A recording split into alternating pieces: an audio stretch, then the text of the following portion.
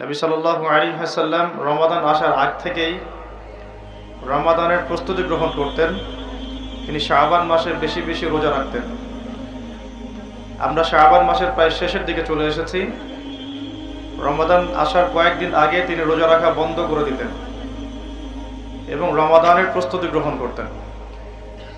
প্রথমে দুটো কথা বলে নেই। রমাদান মাস আমাদের সবার সামনে আসছে ইনশাআল্লাহ। আল্লাহ রাব্বুল আলামিন যে উদ্দেশ্যে এই মাসকে আমাদের উপর গনিমত হিসাবে দিয়েছেন, সেই উদ্দেশ্যটা যেন আমরা বাস্তবায়ন করতে পারি, আল্লাহ পাক তৌফিক দান করেন। সেই উদ্দেশ্যটা হচ্ছে কুতিবা আলাইকুমুস সিয়াম বা'দা আউযু বিল্লাহি মিনাশ শাইতানির রাজীম। আল্লাহ রাব্বুল আলামিন বলেছেন সূরা বাকারার মধ্যে, কুতিবা আলাইকুমুস সিয়াম, তোমাদের প্রতি সিয়ামকে ফরজ করা হয়েছে। কুতিবা মানে অবধারিত করা হয়েছে, ম্যান্ডেটরি করা হয়েছে, অপশনাল না। ইচ্ছা হইলো রাখবা, ইচ্ছা হইলো রাখবা না, এমন নয়। সিয়ামকে ফরজ করা হয়েছে কামা কুতিবা আলাল্লাযীনা মিন ক্বাবলিকুম, ঠিক যেভাবে তোমাদের পূর্ববর্তী উম্মতের উপরেও সওমকে ফরজ করা হয়েছিল। জানলাম সওম আমাদের উপরে ফরজ, জানলাম এই ফরজ আল্লাহ করেছেন, জানলাম এটা আমাদের উম্মতের উপর নতুন ফরজ নয়। এরকম সওম আগের উম্মতের উপরেও কি ছিল। উদ্দেশ্য লাআল্লাকুম তাত্তাকুন, যাতে করে তোমরা তাকওয়া অবলম্বন করতে পারো। উদ্দেশ্য লাআল্লাকুম তাত্তাকুন, যাতে করে তোমরা তাকওয়া অর্জন করতে পারো। সওমের উদ্দেশ্য লোক দেখানো আমল নয়। সওমের উদ্দেশ্য না খেয়ে থাকা নয়। সওমের উদ্দেশ্য পানি না খেয়ে থাকা নয়। স্ত্রী সহবাস ছেড়ে দেয়া না। সওমের উদ্দেশ্য এই সবগুলো কাজের মধ্য দিয়ে আল্লাহ পাকের ভীতি, তাকওয়া অর্জন করা। কেমন? গতকাল হয়তো অনেকে রোজা ছিলেন, বৃহস্পতিবার ছিল, হয়তো অনেকে কাজা সওমগুলো রাখছেন, বা অনেকে শাবানের সওম রাখছেন। রোজা রাখা অবস্থায় আমরা কি পানি খেয়েছি? খাবার খাই? স্ত্রী সহবাস করি? খাবার খাওয়া হালাল না হারাম? পানি পান করা হালাল না হারাম? স্ত্রী, বিয়ে করা স্ত্রী, তাকে স্পর্শ করা বা তার সাথে সময় কাটানো হালাল না হারাম? সওম রেখে আল্লাহ পাকের সন্তুষ্টির জন্য আমি সব হালাল ছেড়ে দিলাম। কি ছাড়লাম? খাবার হালাল ছেড়ে দিলাম, পানি হালাল ছেড়ে দিলাম, এবং স্ত্রী হালাল ছেড়ে দিলাম। যে হালাল আমি আল্লাহ রাব্বুল আলামিনের সন্তুষ্টির জন্য ছেড়ে দিলাম, সেই সওম রেখে কি আমি আল্লাহর হারামে লিপ্ত হতে পারি? এবং যতক্ষণ আমরা সওমরত অবস্থায় থাকি, আমরা কি ইচ্ছা করলে খেতে পারি না? চুপ করে পানি পান করতে পারি না? এবং চুপ করে স্ত্রীর সাথে সহবাসও করতে পারি, কেউ দেখার নাই। দেখার আছে? কেন করি না? যে কারণে করি না, ওই কারণটার নাম হলো তাকওয়া। বুঝতে পারতেছি? যে কারণে করি নাই, সেই কারণটার নাম কি? কেন করি নাই? কারণ আমি উপলব্ধি করেছি আমি খেতে পারবো না, আল্লাহ আমাকে দেখবেন। রোজা রাখা অবস্থায় আমি পানি পান করি নাই, কারণ আমার মধ্যে এই কনসিয়াসনেস ছিল যে আল্লাহ আমাকে দেখছেন। স্ত্রী সহবাস করতে পারতাম, করি নাই কেন? কারণ আমি উপলব্ধি করেছি, আমার মনে এই কনসিয়াসনেস ছিল যে আল্লাহ আমাকে দেখছেন। আর কেউ না দেখুক, আল্লাহ পাক দেখছেন। এই আল্লাহ কনসিয়াসনেস বা আল্লাহ সম্পর্কে সচেতনতা, এটার নাম হলো তাকওয়া। এই তাকওয়ার শিক্ষা দেওয়ার জন্য সওম আমাদের জীবনে প্রতি বছর ঘুরে ঘুরে আসছে রমাদান। এখন যে সওম রেখে আমরা আল্লাহ পাকের হালাল ছেড়ে দিলাম এই চিন্তা করে যে আল্লাহ আমাকে দেখছেন, আল্লাহ আমাকে শুনছেন, সেই সওম রেখে কেউ কি আল্লাহর হারামে লিপ্ত হতে পারবে? হলে কি রোজা এবং রমাদানের হক আদায় হবে? কথা কি বোঝা যাচ্ছে? তাহলে এই হাদিসটা একটু শুনি। নবী সাল্লাল্লাহু আলাইহি ওয়াসাল্লাম বলেছেন, সেই ব্যক্তির না খেয়ে থাকায় এবং সেই ব্যক্তির পানি পান না করায় আল্লাহ পাকের কিছুই আসে যায় না। যে ব্যক্তি রোজা রেখে মিথ্যা বলা ছাড়তে পারে নাই, অশ্লীলতা ছাড়তে পারে নাই, হারাম ছাড়তে পারে নাই, সেই ব্যক্তির না খেয়ে থাকায়, সেই ব্যক্তির পানি পান না করায়, সেই ব্যক্তি যে স্ত্রী সহবাস করলো না, এগুলোতে আল্লাহ পাকের কিছুই যায় আসে না। যে ব্যক্তি রোজা রেখে মিথ্যা বলল, অশ্লীলতা প্রদর্শন করলো, অথবা গীবত করলো, অথবা আল্লাহ পাকের কাবায়ের ফাওয়াহিশে লিপ্ত হলো, তার মানে কুতিবা আলাইকুমুস সিয়াম কামা কুতিবা আলাল লাযিনা মিন ক্বাবলিকুম লাআল্লাকুম তাত্তাকুন, এটা অর্জন করতে হলে রোজা রেখে আমাকে আল্লাহ পাকের সমস্ত হারাম ছেড়ে দিতে হবে। যে হালাল স্ত্রী আমি ছেড়ে দিলাম, সেই রোজা রেখে আমি হারাম ভাবে কোনো মেয়ের সাথে কথা বলতে পারি? অ্যাফেয়ার করতে পারে? কফি শপে বসতে পারে? বাইকে ঘুরতে পারে? জিনা করতে পারে? রোজা রাখার অর্থ হচ্ছে আল্লাহর সব হারাম ছেড়ে দেওয়া। এটাই রোজার শিক্ষা, লাআল্লাকুম তাত্তাকুন। আমরা প্রত্যেক বছর এই আয়াতের উপর বয়ান করি, খুতবা হয়, মিম্বর থেকে জুমার খুতবায় এই আলোচনাটা হয়। মূল কথাটা হচ্ছে এই উপলব্ধিটা আনা, আনতা আবুদুল্লাহ কাআন্নাকা তারাহ, তুমি এমন ভাবে আল্লাহর ইবাদত করো যেন তুমি আল্লাহকে দেখতে পাচ্ছ। আল্লাহ আমাদের সামনে থাকলে বা আমরা যদি আল্লাহকে দেখতে পারতাম, আমরা কি বেনামাজি থাকতে পারতাম? আমরা কি সুদ খাইতে পারতাম? আমরা কি মেয়ের সাথে জেনা করতে পারতাম? সমকামিতার প্রমোশন দিতে পারতাম? ট্রান্সজেন্ডারের শরীফ শরীফা পাঠ্যপুস্তকে আনতে পারতাম? আমরা কি আল্লাহ পাককে যদি দেখতাম বেনামাজি থাকতে পারতাম? ঘুষখোর হইতে পারতাম? দুর্নীতিবাজ হইতে পারতাম? মানুষের হক নষ্ট করতে পারতাম? আল্লাহ নবীজি বলছেন আনতা আবুদুল্লাহ কাআন্নাকা তারাহ, তুমি এমন ভাবে আল্লাহর ইবাদত করো যেন তুমি আল্লাহকে দেখছো। সুবহানাল্লাহ। এই চেতনা আসলে মানুষ হারামে লিপ্ত হতে পারবে না, হলেও তওবা করে ফিরে আসবে। হলেও কি করবে? সাথে সাথে তওবা করে ফিরে আসবে। আর ওয়াইল্লাম তাকুন তারাহু, তুমি যদি আল্লাহকে দেখতে না পারো, ফাইন্নাহু ইয়ারাক, জেনে রাখবা আল্লাহ তোমাকে দেখছেন। ঠিক যে উপলব্ধিটা আমরা রোজা রেখে অর্জন করি। আমরা খাই না, আমরা পানি পান করি না, তৃষ্ণায় গলা ফেটে যাচ্ছে, প্রচন্ড রোদ, ক্ষুধায় পেট চোচো করতেছে, খাই? কেন খাই না? কারণ আমরা উপলব্ধি করি আল্লাহ পাক আমাদেরকে দেখছেন। কেউ না দেখুক আল্লাহ দেখবেন। গোসল করার সময় পানি খাইতে পারতেছি না। তো এই চেতনাটা শিক্ষা দেওয়ার জন্য রমাদান প্রতি বছর ঘুরে ঘুরে আসে। আল্লাহ পাক বলেন কুতিবা আলাইকুমুস সিয়াম কামা কুতিবা আলাল লাযিনা মিন ক্বাবলিকুম, এটা তোমাদের উপরে এখন ফরজ করা হয় নাই, তোমাদের আগের উম্মতের উপরেও ফরজ করা হয়েছিল, লাআল্লাকুম তাত্তাকুন, যাতে করে তোমরা তাকওয়া অবলম্বন করতে পারো। আর তাকওয়া সম্পর্কে নবীজি আরো একটা হাদিসে বলেছেন আত-তাকওয়া হাহুনা, তাকওয়া হাহুনা বলতে তিনি বুকের দিকে ইশারা করছেন, মানে তাকওয়া আপনার লেবাস পোশাকে না।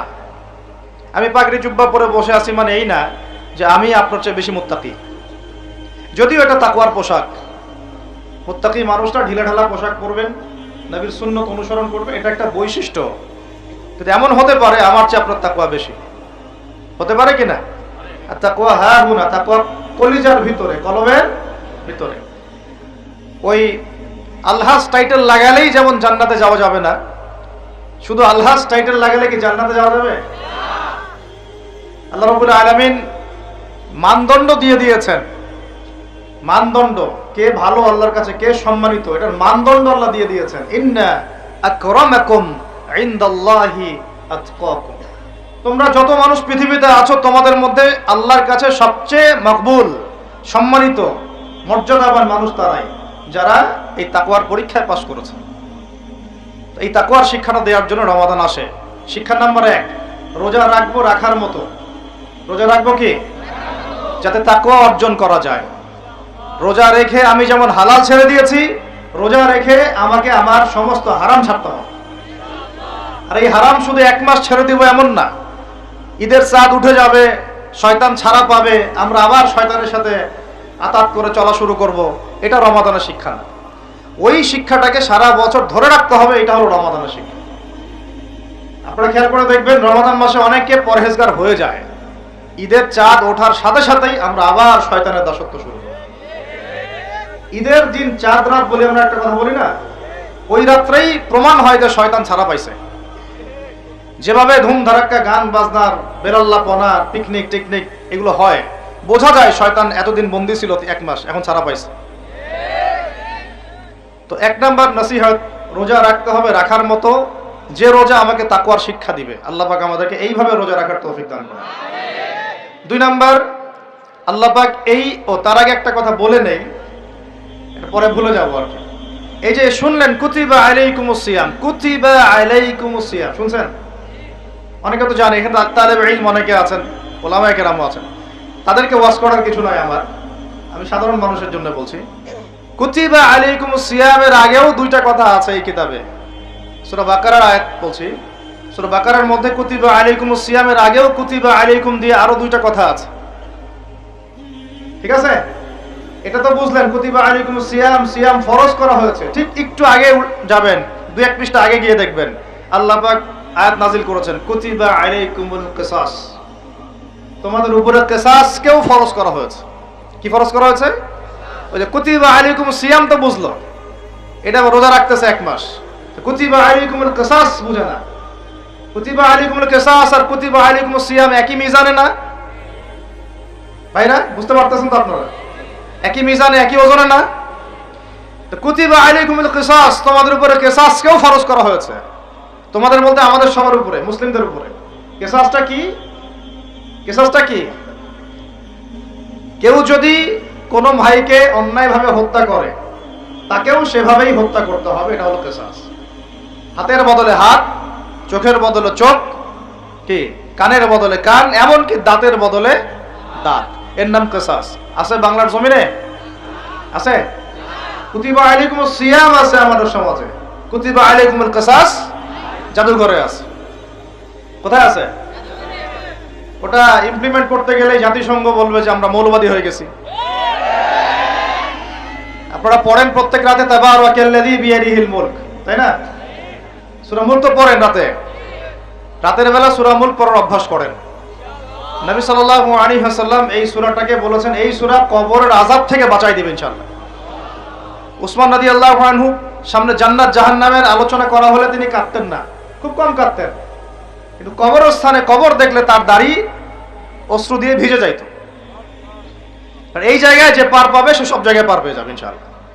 ওই জায়গার একাকিত্বে ওই আযাব থেকে বাঁচাবে একটা সূরা, কি নাম? সবাই মুখস্থ করবেন ইনশাআল্লাহ। মাত্র 30টা আয়াত আছে। নবীজি বলেছেন এই সূরা তার পাঠকারীর জন্য সুপারিশ করবে আল্লাহর সামনে, মানে সুপারিশ করবে আল্লাহ পাকের সাথে জোর করবে, না আমার পাঠকারীকে মাফ করে দাও, দিতেই হবে। এক পর্যায়ে আল্লাহ পাক মাফ করে দিবেন ইনশাআল্লাহ। তো এই সূরাটা 30টা আয়াত আছে। নবীজি বলেছেন আমার মন চায় সবাই যেন এই সূরাটা মুখস্থ করে। তো নবীর একটা মন চায়, আমরা সেটা করব না? দুইটা সূরা আমাদের মুখস্থ থাকা দরকার সবার। বড় বড় সূরার কথা বলছি, ছোট ছোট সূরা তো আপনারা সবাই অনেকে জানেনই। একটা সূরা ইয়াসিন, একটা হলো সূরা মুলক। সূরা ইয়াসিন পড়বেন একেবারে সকালবেলা ফজরের পরে, এবং ইনশাআল্লাহ বড় বড় বুজুর্গানের দিন যারা ছিল তাদের ডেইলি রুটিনের মধ্যে সূরা ইয়াসিন থাকতোই থাকতো। এটা তেলাওয়াত করে তারা হাজত পেশ করতেন আল্লাহর কাছে, এবং এর ওসিলা আল্লাহ পাক ওই হাজত পূরণ করে দিতেন। এটা পরীক্ষিত আমল। সূরা ইয়াসিন সবার কলেজের মধ্যে থাকা চাই, আল্লাহ পাক তৌফিক দান করেন। আর রাতের বেলা পড়বেন সূরা মুলক। কোন সূরা? যদি আরো পারেন সূরা ওয়াকিয়া পড়বেন। অনেকে বলেন রিজিকের সমস্যা, রিজিকের সমস্যা দূর হওয়ার অন্যতম একটা আমল হচ্ছে সূরা ওয়াকিয়ার তেলাওয়াত। রাতের বেলা কোন সূরা? ইযা ওয়াকাআতিল ওয়াকিয়া লাইসা লিওয়াকাআতিহা কাযিবা, এই সূরাটা তেলাওয়াত করবেন রাতের বেলা। আরো একটা সূরা আছে রাতে তেলাওয়াত করার জন্য, আলিফ লাম মিম সিজদা। আলিফ লাম মিম সিজদা, এটাও তেলাওয়াত করতে পারেন। তো যাই হোক, সূরা মুলকের প্রথম আয়াত আপনারা পাবেন তাবারাকাল্লাযী বিয়াদিহিল মুলকু ওয়া হুয়া আলা কুল্লি শাইইন কাদির। আমরা এটা পড়ি, শুধু খালি পড়ি, প্রত্যেক হরফে 10 নেকি হবে, এই জন্য পড়ি বেশিরভাগ মানুষ। কারণ বাংলাদেশের বেশিরভাগ মানুষ কোরআনের অর্থ জানে না। বাংলাদেশের 16 কোটি মুসলমানের আমার ধারণা 15 কোটি কোরআনের অর্থ জানে না। 1 কোটি মানুষ জানতে পারে যারা মাদ্রাসার সাথে সম্পৃক্ত আর কি। এই জন্য আমরা বলি যে যদি পাঠ্যপুস্তকে কোরআন শিক্ষাটা বাধ্যতামূলক থাকতো, তাহলে বাংলার 16 কোটি মানুষ কোরআনের অর্থ জানতো। এই কাজটা কি খারাপ হতো না ভালো হতো? আর শিক্ষামন্ত্রীকে এটা কে বুঝাবে? কে বুঝাবে? আপনারা বুঝাতে পারলে বুঝান, কে বুঝাবে? এই যাদেরকে দায়িত্ব আল্লাহ পাক দিয়েছেন তাদেরকে এটা বুঝাবে কে? আমরা তো ছোট মানুষ। যদি নবী সাল্লাল্লাহু আলাইহি ওয়াসাল্লামের জীবনী সিরাত প্রত্যেকের পাঠ্যপুস্তকে বাধ্যতামূলক থাকতো, 16 কোটি মুসলিম জনগণ নবীর জীবনী জানতে পারত। এখন 16 কোটির মধ্যে 15 কোটি জানে না নবীর জীবনীতে কি হয়েছে। এটা তো বেসিক পড়াশোনা। যদি আমরা একটা ভাইরাসকে ভয় করে মসজিদ একেবারে বন্ধ করে ফেলতে পারি, মাস্ক পরাইতে পারি সবাইকে, সোশ্যাল ডিস্টেন্স 10 হাত দূরে দূরে দাঁড়াও, হ্যাঁ, নবীর জামানাতেও অনেক সমস্যা হয়েছে, কিন্তু এরকম করে ডিস্টেন্সে দাঁড়ানো হয় না। যাই হোক, এটা তো জাতিসংঘের আন্ডারে চলতেছে বিশ্বটা আর কি। তো এখন এটা যদি আমি চাপ দিয়ে করাতে পারি, তাহলে আমি পাঠ্যপুস্তকের মধ্যে নবীর সিরাত এবং কোরআন বাধ্যতামূলক করতে পারি না? এই যে আমরা যারা 15-20 বছর ইউনিভার্সিটিতে পড়েছেন, স্কুল কলেজ ইউনিভার্সিটি, এখানে কারা কারা পড়েছেন হাত তোলেন দেখি একটু। যারা অনার্স মাস্টার্স কমপ্লিট করেছেন বা পড়তেছেন এখনো, আপনারা আছেন কতজন? আছে অনেকে, হাত নামান। এখন আপনারা ভাই বাংলা পড়েছেন না? নজরুল, রবীন্দ্রনাথ, বঙ্কিমচন্দ্র, শরৎচন্দ্র ইত্যাদি ইত্যাদি। ইংরেজি পড়েছেন না? ব্যাকরণ, দাঁত ভাঙা ব্যাকরণ। বাংলা ব্যাকরণ পড়েছেন না? দাঁত ভাঙা, কারক, সমাস, বিভক্তি, হাবিজাবি।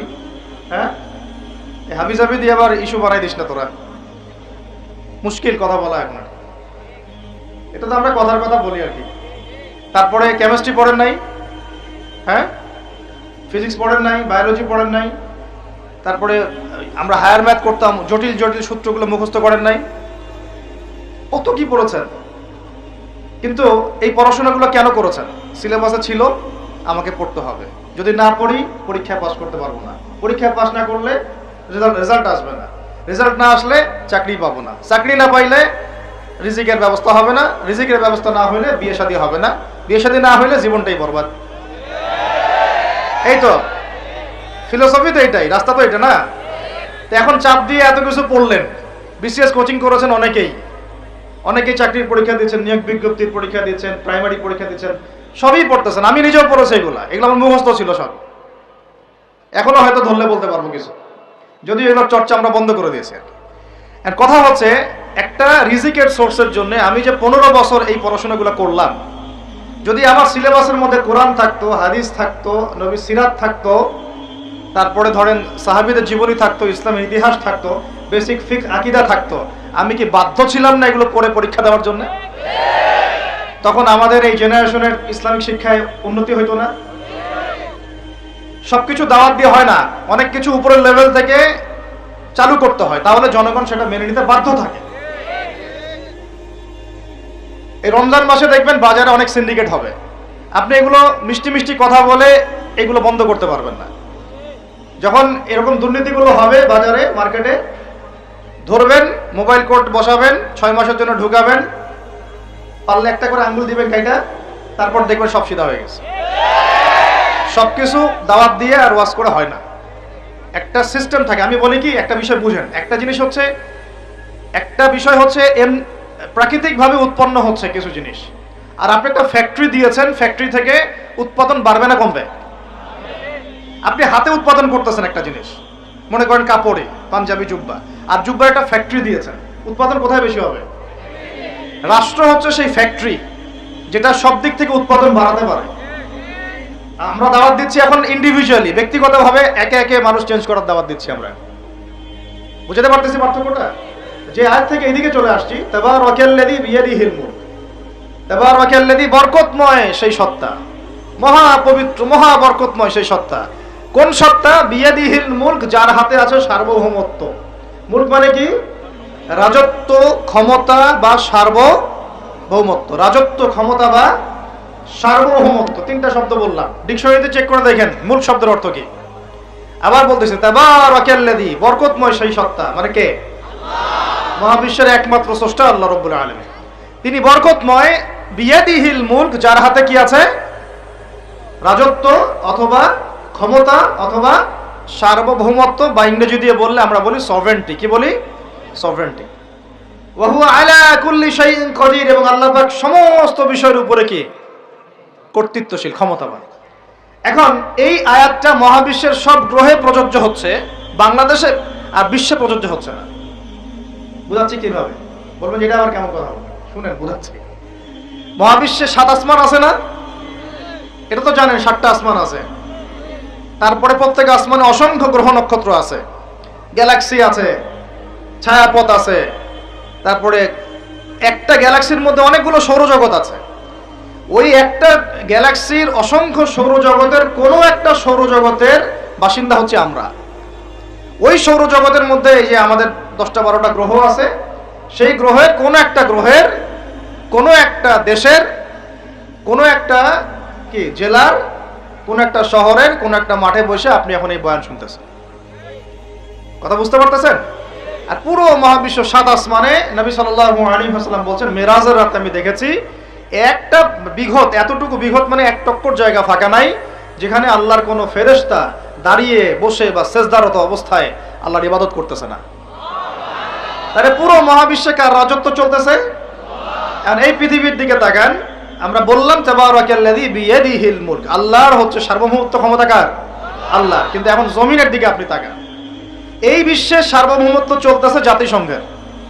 কার? এই বিশ্বের রাজনৈতিক মোড়ল জাতিসংঘ। আপনি ইসলামিক বিধানের কথা যতই বলেন তারা মানবে না, মানবে না, সোজা কথা।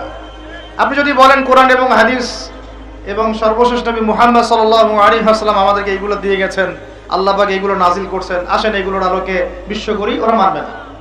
বরং ওরা আপনার উপর যুদ্ধ ঘোষণা করবে। কি করবে? এ হচ্ছে এই বিশ্বের সবচেয়ে বড় তাগুত, সবচেয়ে বড় কাফের, সবচেয়ে বড় মুশরিক, সবচেয়ে বড় মুনাফিক। ও যদি বলে যে কোরআন বাদ দিতে হবে, আমার মাথায় যে বুঝ আসে ওই বুঝ অনুযায়ী চলবো, তাহলে সারা বিশ্ব বলবে হ্যাঁ এটাই ঠিক। নাউজুবিল্লাহ। অর্থনৈতিক মোড়ল সে যদি বলে আল্লাহ পাক কোরআনে সুদ হারাম করছেন, তো কি হয়েছে? আমাদের ব্যাংকিং সিস্টেম চলবে সুদের উপর, সারা বিশ্ব বলবে এই যে সামি'না ওয়া আতা'না, ইয়েস স্যার, শুনলাম মানলাম। কথা বুঝেন না আমার? ও সারা বিশ্বকে যদি বলে ওদের ব্যাংকিং সিস্টেম, যে প্রত্যেকটা ব্যাংকিং সিস্টেম চলবে সুদ ভিত্তিক, আল্লাহ কোরআনে হারাম করুক আর হালাল করুক দেখার দরকারই নেই আমাদের। নাউজুবিল্লাহ। মানলে ইচ্ছা হলে মারেন, না ইচ্ছা হলে আমরা বোম মেরে উড়াই দেব। ইচ্ছা হলে মারেন, না হলে কি একেবারে দিব শেষ করার জন্য অনেক অস্ত্র আছে ওদের। যারা পলিটিক্যাল অ্যাফেয়ার্স ঘাটাঘাটি করেন তারা জানেন এদের ৭২টার মতো অস্ত্র আছে। ইকোনমিক স্যাংশন একটা অস্ত্র, চাপ প্রয়োগ করা একটা অস্ত্র, বিল পাস করা একটা অস্ত্র, নেগোশিয়েট করা একটা অস্ত্র, অন্যকে দিয়ে চাপ দেওয়া হবে একটা অস্ত্র। এগুলো অস্ত্র করতে করতে সর্বশেষ অস্ত্র হচ্ছে একেবারে ওই আফগানিস্তান বানায় ছেড়ে দিবে, একেবারে ওই ইরাক বানায় ছেড়ে দিবে, একেবারে ওই সিরিয়া বানায় ছেড়ে দিবে, একেবারে ইয়েমেন বানায় ছেড়ে দিবে। ওটা সবচেয়ে বড় অস্ত্র। এই জন্যে আন্ডারে যারা আছে এরা সবাই স্যালুট মারে, ঠিক আছে আপনি যা বলবেন তাই। তো এই কারণে সারা বিশ্ব অর্থনৈতিক ক্ষেত্রে ও হচ্ছে এখন সুদ ভিত্তিক অর্থনৈতিক সিস্টেমের মোড়ল। যেই সুদ সম্পর্কে আল্লাহ পাক কোরআনে বলেছেন যদি সুদ না ছাড়ো তাহলে আল্লাহ এবং তার রাসূলের সাথে যুদ্ধের ঘোষণা শুনে না। কথা বুঝে যাচ্ছে না মনে হয়?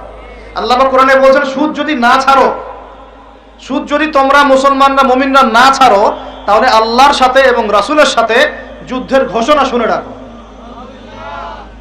সূরা বাকারা পড়েন। আল্লাহ পাক বলছেন ইয়া আইয়ুহাল্লাযীনা আমানু ইত্তাকুল্লাহ ওয়া যারু মা বাকিয়া মিনার রিবা ইন কুনতুম মুমিনিন ফাইন লাম তাফআলু ফাযারু বিহারবিন মিনাল্লাহি ওয়া রাসূলিহি।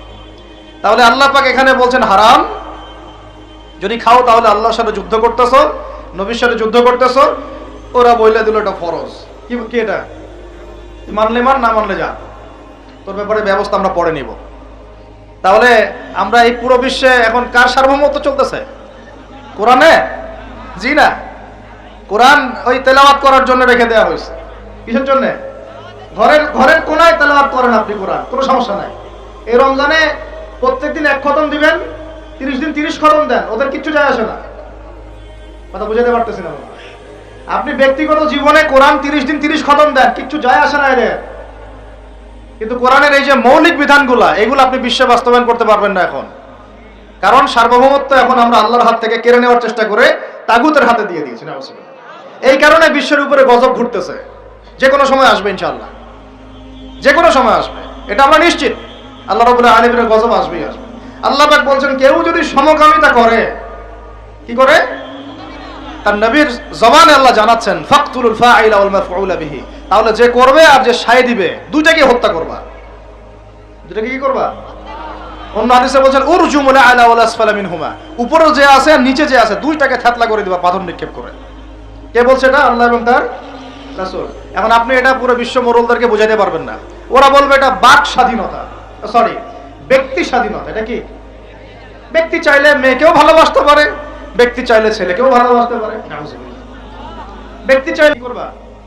ওই যে কিতাব আপনি 10 নেকির জন্য তেলাওয়াত করেন, প্রত্যেক হরফে কত নেকি হবে? 10 নেকি হবে। তেলাওয়াত করি মাশাআল্লাহ, 100 কদম দেন, ছাড়া দিব, কোনো সমস্যা নেই। ওই কিতাবের মধ্যেই সূরা মাইদা আল্লাহ বলেছেন যে চুরি করলে চোরের কি করবা। তো এটা আপনি ওদেরকে বুঝাইতে পারবেন না, এখন বুঝাতে পারবেন না, ওইটা তেলাওয়াত পর্যন্তই, ফুল স্টপ। তারপরে এই যে আমরা ভ্যালেন্টাইন্স ডে, অমুক ডে তমুক ডে, এগুলোকে যে প্রমোট করতেছি আর কি, জেনা বেড়ে গেছে, ব্যভিচার বেড়ে গেছে স্কুলে কলেজে বিশ্ববিদ্যালয়ে, এমনকি এখন সমকামিতা, পর্নোগ্রাফি, ট্রান্সজেন্ডার কি কি হচ্ছে না। এমনি নরমালি যদি কেউ জেনা করে, সূরা নূর অনুযায়ী আল্লাহ রাব্বুল আলামিন বলছেন যে সূরা নূরের 2 এবং 3 নম্বর আয়াতে 100টা বেত্রাঘাত করবা জনসমক্ষে। কয়টা বেত্রাঘাত? বাংলাদেশের বহু ছেলে মেয়ে এখন 100 বেত্রাঘাত পর শাস্তি মাথায় নিয়ে ঘুরতেছো তোমরা, নাউজুবিল্লাহ। কথা কি বুঝতে পারতেছেন আপনারা আমার? সাউন্ডের কি সমস্যা? 1 মিনিটের মধ্যে ঠিক করেন, 1 মিনিটের মধ্যে, 1 মিনিটের মধ্যে সাউন্ড ঠিক করেন। আর ওই সাউন্ডের সামন থেকে আপনারা সরেন, মাইকের সামন থেকে সরেন। তো যেটা বলছিলাম ভাই, কুরআনে কি বলা হচ্ছে সূরা নূরে? কয়টা বেত্রাঘাত?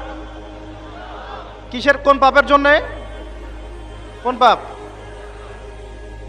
যার শুরুটা হয় ওই টেক্সটের মাধ্যমে, তারপরে দেখা সাক্ষাৎ, তারপরে এটা, তারপরে ওইটা। ঢাকা শহরে এর পরিসংখ্যান বেশি না কম? কত বেশি? কতগুলা ছেলে পাওয়া যাবে যারা এই পাপে লিপ্ত হয় নাই? কতগুলা মেয়ে পাওয়া যাবে যারা এই পাপে লিপ্ত হয় নাই? কতগুলা আপনি দেবর পাবেন যারা জেনা করে নাই? কতগুলা ভাবি পাবেন জেনা করে নাই? কতগুলা দুলাভাই পাবেন শালীর সাথে জেনা করে নাই? কতগুলা ছেলে পাবেন বিবাহিত ছেলে যারা বাইরে পরকিয়া করে নাই?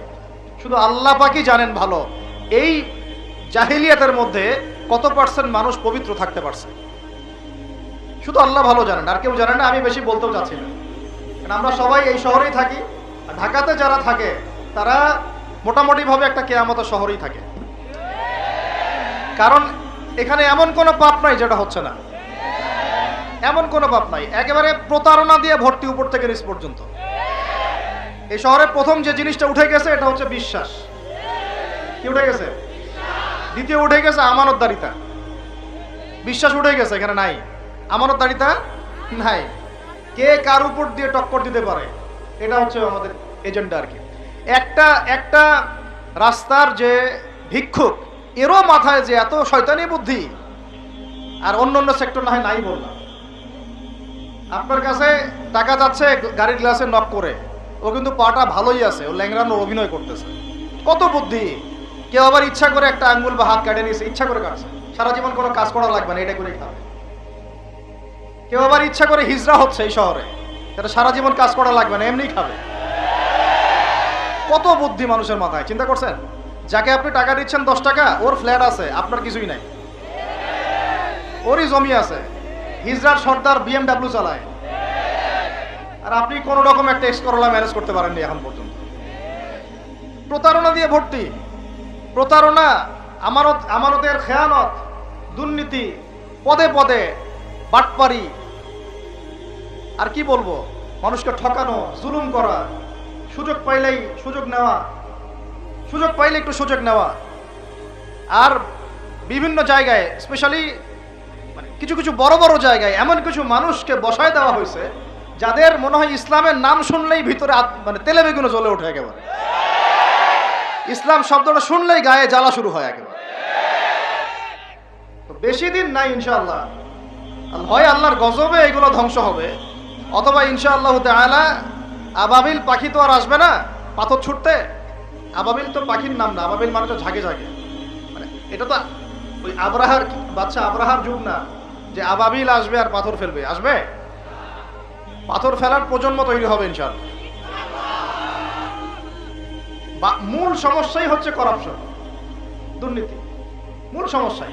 এটা যদি না থাকতো সারা বিশ্বে বাংলাদেশকে টক্কর দেওয়ার মতো কান্ট্রি খুব কমই থাকতো।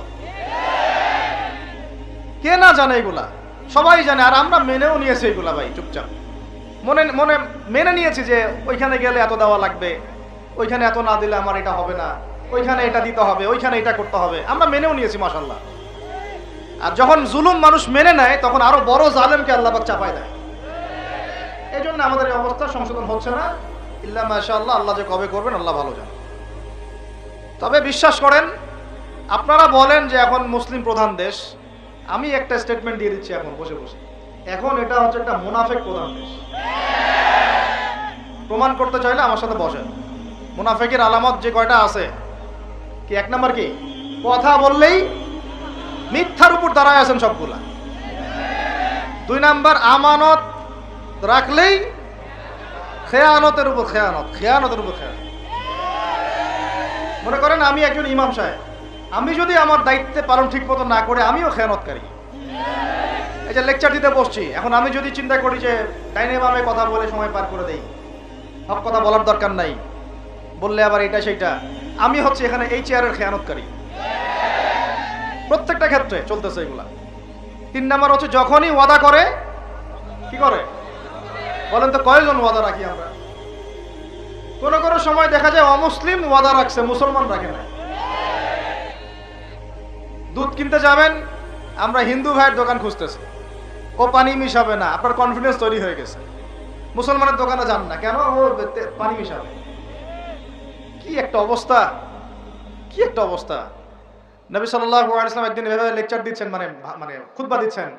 একজন দাঁড়িয়ে বলছেন সাহাবী যে কবে কিয়ামত হবে ইয়া রাসূলুল্লাহ? তিনি বলছেন যে যখন দেখবা যে অনুপযুক্ত ব্যক্তির হাতে দায়িত্ব অর্পণ করা হয়েছে, তখন ফান্তাযিরুস সাআ, কিয়ামতের অপেক্ষা করতে। আমরা এই যুগে বাস করতেছি না? এমন কোনো পাপ নাই এই শহরে হচ্ছে না। মূল পাপ কয়েকটা হচ্ছে। 1 নাম্বার হচ্ছে শিরক, কি হচ্ছে? তারপরে হচ্ছে প্রতারণা, তারপর হচ্ছে জুলুম, প্রচুর জুলুম, মানে দুর্বল পাইলেই জুলুম করতে যাচ্ছি আমরা। যদি দেখি ও আমার চেয়ে একটু দুর্বল, আমি জুলুম না করলে পেটের ভাত হজম হচ্ছে না। জুলুম করাটাকে আমরা ক্রেডিট মনে করি যে আমি জিতে গেলাম। আরে ভাই, কাল কিয়ামতের মাঠে কি হবে আপনার আমার অবস্থা? কাল কিয়ামতের মাঠে কি হবে অবস্থা? নবী সাল্লাল্লাহু আলাইহি ওয়াসাল্লামের কথা কি মিথ্যা? তিনি বলছেন কিয়ামতের মাঠে বহু মানুষ উঠবে উহুদ পাহাড়ের সমান নেকি নিয়ে। একেবারে উহুদ পাহাড় দেখছেন আপনারা? কেউ অনলাইনে দেখে নেন, বিশাল পাহাড়। জানাজার নামাজে শরীক হইলে 1 কেরাত নেকি হয়। 1 কেরাত মানে 1 উহুদ পাহাড় সমান। আর মাটি দিয়ে আসলে আরেক কেরাত নেকি হয়, মানে আরেকটা উহুদ পাহাড়ের সমান।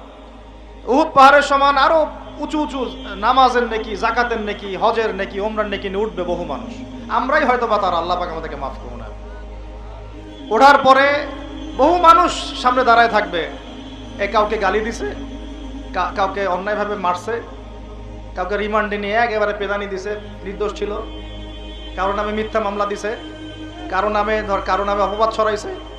বেচারা ভালো ছিল, সৎ ছিল, অপবাদ ছড়াই দিছে। কারো নামে ধরেন যে কারো গীবত করছে, কারো টাকা নিয়ে টাকা দেয় নাই, হ্যাঁ, কারো জমি আত্মসাৎ করে খাইছে, ভূমিদস্যু ছিল। মানে মানুষের সাথে জড়িত পাপ ছিল। কি ছিল? অন্যের সাথে জড়িত, মানে অন্যের হক নষ্ট করছে আর কি, অন্যের। এখন আল্লাহ পাক বলবেন যে তোমার এই ঋণ এখন শোধ করো। ওই দিন তো ঋণ শোধ করার কোনো বুদ্ধি আছে? বুদ্ধি নেই। এখন কি পদ্ধতি? ফেরেশতাদেরকে বলা হবে এই ব্যক্তির আমলনামায় যে নেকিগুলো আছে, নামাজের নেকি, রোজার নেকি, হজের নেকি, যাকাতের নেকি, এইগুলা দিয়ে ওদের আমলনামা ভর্তি করো, যারা পাওনাদার দ্বারায় আছে। ভর্তি করতে করতে করতে করতে এক সময় দেখা যাবে এই ব্যক্তির আমলনামা ফাঁকা হয়ে যাবে। তখন কি হবে? ফেরেশতাদেরকে বলা হবে ওই যে যারা ভুক্তভোগী, ওদের আমলনামা থেকে গুনাহ নিয়ে এই ব্যক্তির আমলনামায় ঢাল। নাউযুবিল্লাহ। এরপরে ওই ব্যক্তিগুলো দেখা যাবে জান্নাতে চলে গেছে, মাজলুম ছিল পৃথিবীতে, ওই দিন সফল হয়ে গেছে, জান্নাতে চলে গেছে। এ বেটা দুনিয়া জালেম ছিল, এ জাহান্নামে চলে গেছে। নাউযুবিল্লাহ। আল্লাহ পাক আমাদেরকে এরকম মানুষের হক নষ্ট করা থেকে হেফাজত করে না। ভাই, মানুষের হক নষ্ট করতে যায় না। নিজে আমল তো এমনিই কম, ভাঙাচুরা ইমান, মুনাফিকের মতো বসবাস করতেছি। এখন তো আমরা মুনাফিকের মতো বসবাস করতেছি এই দুনিয়াতে। এখন যারা আমার মনে হয় মন থেকে ইমানের দাবি করতে পারে শক্তভাবে যে হ্যাঁ আমরা ইমানদার, এরা হচ্ছে গাজ্জার ওই মুজাহিদ ভাইরা। বুঝেন এই কথা? তারা মনে হয় দাবি করতে পারে যে হ্যাঁ আমরা ইমানদার। আমরা তো নেফাকের উপরে আছি। এখন আমরা তো স্বীকৃতি দিতে পারতেছি না, সত্যকে স্বীকৃতিও দিতে পারি নাই। বরং আমরা মানচিত্র থেকে ফিলিস্তিনের মানচিত্র উঠাই দিলাম, দিয়ে যারা জালেম ওদেরটা প্রতিষ্ঠা করলাম। ওইটাও পাঠ্যপুস্তকে আসছে। আপনারা তো শুধু একটাই শুনে বসে আছেন, একটাই শুনে আসেন না আপনারা? শরীফ শরীফা তো আছেই, এইটাও একটা ইস্যু ছিল। আল্লাহ পাক আমাদেরকে চোখ খুলুন, আল্লাহ পাক আমাদের চোখ খোলার তৌফিক দান করেন। আর ভাই বাইরের চোখ তো সবারই খোলা, ভিতরের চোখটা খোলার তৌফিক দান করেন। আমি অনেক ভিতরে চলে আসছি, বুঝাইতে চাচ্ছিলাম যে এই বিশ্বে এখন আল্লাহ পাককে সার্বভৌম ক্ষমতার অধিকারী মানা হচ্ছে না, এটা হচ্ছে বৈশ্বিক শিরক। রাজনৈতিক ক্ষেত্রে আমরা আল্লাহর সার্বভৌমত্ব মানছি না, অর্থনৈতিক ক্ষেত্রে আমরা আল্লাহর দেয়া বিধান মানছি না, শিক্ষা ক্ষেত্রে আমরা আল্লাহ পাকের দেয়া শিক্ষানীতি মানছি না, সংস্কৃতির মধ্যে আমরা আল্লাহর সংস্কৃতি মানছি না, ব্যক্তি জীবনে, ইবাদতের জীবনে, পারিবারিক জীবনে, সামাজিক জীবনে আমরা আল্লাহ পাকের সার্বভৌমত্বকে বাদ দিয়ে মানুষের সার্বভৌমত্ব প্রতিষ্ঠা করেছি। আর আমরা তেলাওয়াত করতেছি তাবারাকাল্লাযী বিয়াদিহিল মুলক, আবার পড়তেছি কুলিল্লাহুম্মা মালিকাল মুলক, হে বলুন হে রাজত্বের অধিকারী, তুতিল মুলকা মান তাশা ওয়া তানজিউল মুলকা মিম্মান তাশা। আয়াতটা জানেন না আপনারা? সূরা আলে ইমরানে আছে। তো আমাদের কথা আর বাস্তবতার মধ্যে অনেক ফারাক। আল্লাহ পাক আমাদেরকে কোরআন গভীরভাবে অনুধাবন করার তৌফিক দান করেন। খালি তেলাওয়াত করলেই হবে না ভাই, এর অর্থটা জানতে হবে। অর্থ না জানলে পরে তেলাওয়াত করলে নেকি হবে না, এটা বলি নাই আমি। বলেছি শুধু তেলাওয়াত করলেই পুরো হক আদায় হয় না, শুধু তেলাওয়াত করলেই পুরো হক আদায় হয় না, হয় না, হয় না, 100 বার হয় না। আবার বলতেছি শোনেন ভালো করে, তেলাওয়াত করলে প্রত্যেক হরফে 10 নেকি হয়, কিন্তু শুধু তেলাওয়াত করলেই কোরআনের সম্পূর্ণ হক আদায় কোশ্চিন কালেও হয় না। এই যে অর্থগুলো না জানলে আপনি কিভাবে বাস্তবায়ন করবেন, বুঝবেন কিভাবে, কি বলেছেন আল্লাহ কোরআনে? এই যে একটা আয়াত নিয়ে এতগুলো কথা বললাম, আপনারা এখন চোখ খুললো যে সারা বিশ্বে আল্লাহর সার্বভৌমত্ব সভরেন্টি নাই। এখন আমরা মানুষ একটা প্রতিষ্ঠা করেছি কিছু কিছু জায়গায়, ইল্লা মাশাআল্লাহ, কিছু কিছু জায়গায় আমরা মেনে নিয়েছি যে আল্লাহ পাকই সার্বভৌমত্ব ক্ষমতার অধিকারী। এখন তো এটা মানুষের হাতে উঠাই দিয়েছেন। আল্লাহ পাক আমাদেরকে পাঠাইছেন দুনিয়াতে তার খলিফা হিসেবে। কি হিসেবে?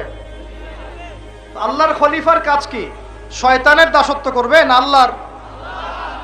বলেন, আল্লাহর খলিফার বৈশিষ্ট্য কি, ফাংশন কি?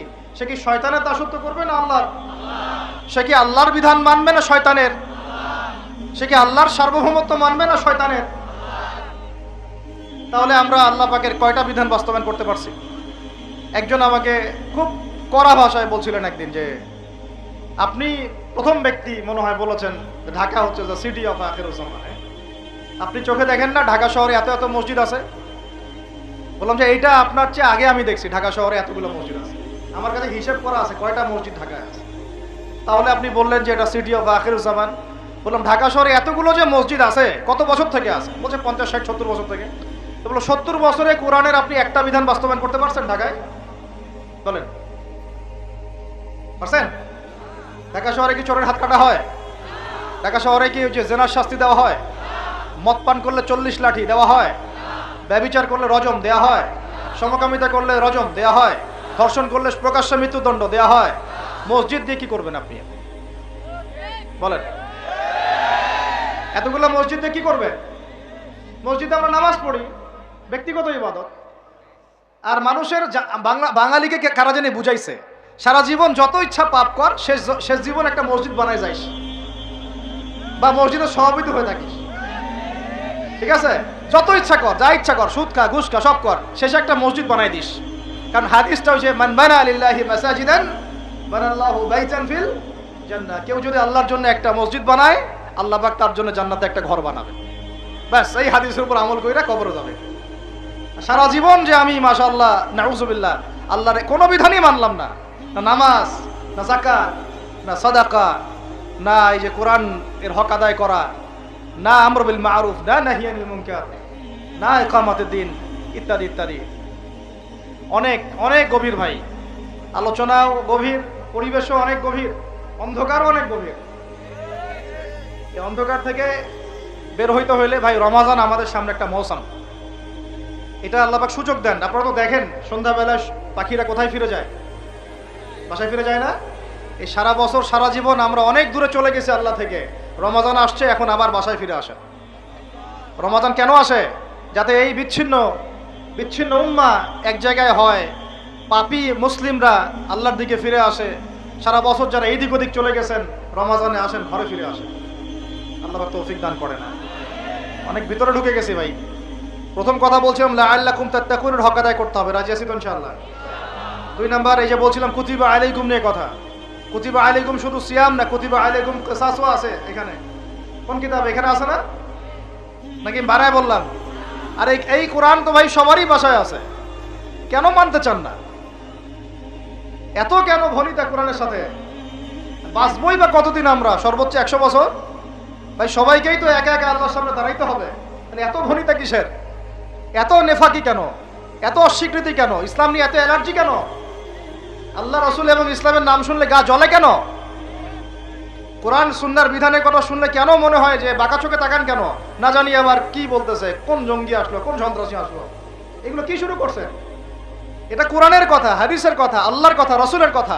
এখানে এইসব শব্দ প্রয়োগ করেন কেন? কবরে কি আমরা যাব, আপনারা যাবেন না? আপনাদেরকে হিসাব দেওয়া লাগবে না? কি মনে করতেছেন আপনারা? আর এই উম্মার বিজয়ের জন্য কি শুধু আমাদের একার দায়িত্ব না, সবার দায়িত্ব আছে? সবাই মিলে তো শক্ত হাতে একটা হাতল ধরলে না ইসলাম বিজয় হবে। আল্লাহ পাক যে ক্ষমতা যাদেরকে দিয়েছেন, কেন আপনারা বুঝতে চেষ্টা করেন না যে আল্লাহ রাব্বুল আলামিনের কাছেই সর্বভৌম ক্ষমতা, তার বিধান বাস্তবায়ন করেন, আল্লাহ পাক আপনাদেরকে আরো শক্তিশালী করবে ইনশাআল্লাহ। যদি না করেন তাহলে শোনেন, একটা সময় পর্যন্ত আল্লাহ পাক ছাড় দেন। এটা ইতিহাস।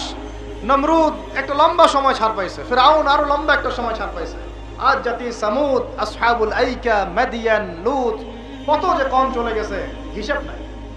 ইতিহাসটা খালি পড়বেন কোরআনের, কত যে কম পৃথিবী থেকে চলে গেছে এরই হিসাব নাই। আল্লাহ পাক জানাইছেন অল্প কিছু, বাকি কিছু জানানো নাই। আল্লাহ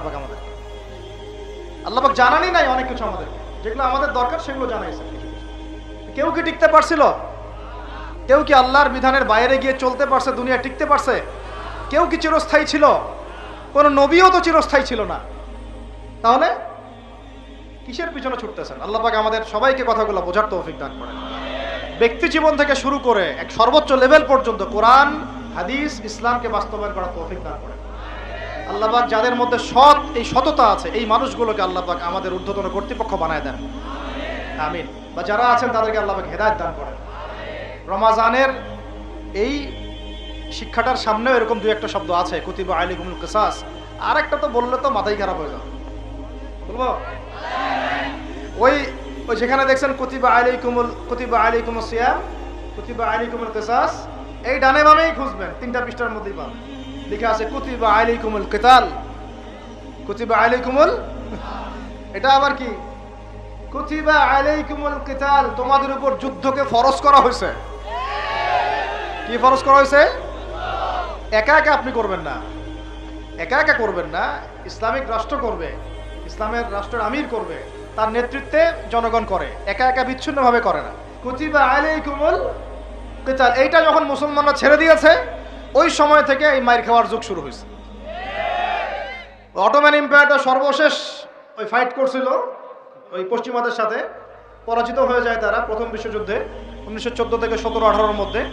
এরপরে ওই যে ব্রিটেন দখল করে জেরুজালেম, বেলফোর্ট ডিক্লারেশন হয়, তারপরে ইহুদিদেরকে ওই জায়গাটা ছেড়ে দেয়। এরপর থেকে যে 100 বছর হলো, আমাদের খিলাফা পতনের 100 বছর হয়ে গেছে। কত বছর? এটা একটা আশারও কথা। আশার কথা কেন? প্রত্যেক 100 বছর পর পর আল্লাহ পাক পরিবর্তন নিয়ে আসেন, এটা ইতিহাস ঘাটলে পাবেন। 100 বছর পর পর আল্লাহ রাব্বুল আলামিন বড় বড় পরিবর্তন পৃথিবীতে নিয়ে আসেন। যেহেতু খিলাফা পতনের 100 বছর হয়ে গেছে, আশা করা যায় সামনে কিছু ভালো কিছুই হবে ইনশাআল্লাহ। ওই অটোম্যানদেরকে 1917 সালে 14 থেকে 17-র মধ্যে পরাজিত করে বাইতুল মুকাদ্দাস, যেখানে দেখতেছেন অক্টোবর থেকে এই পর্যন্ত মনে হয় 40,000 ছাড়াই গেছে, প্রাণহানি ছাড়া যায় না। বেশিরভাগই নারী আর শিশু, বেশিরভাগই কি? নবী সাল্লাল্লাহু আলাইহি ওয়াসাল্লাম তার জীবদ্দশায় মনে হয় 97টা থেকে 98টা যুদ্ধ করেছেন। কয়টা? এটা তো জানেন না।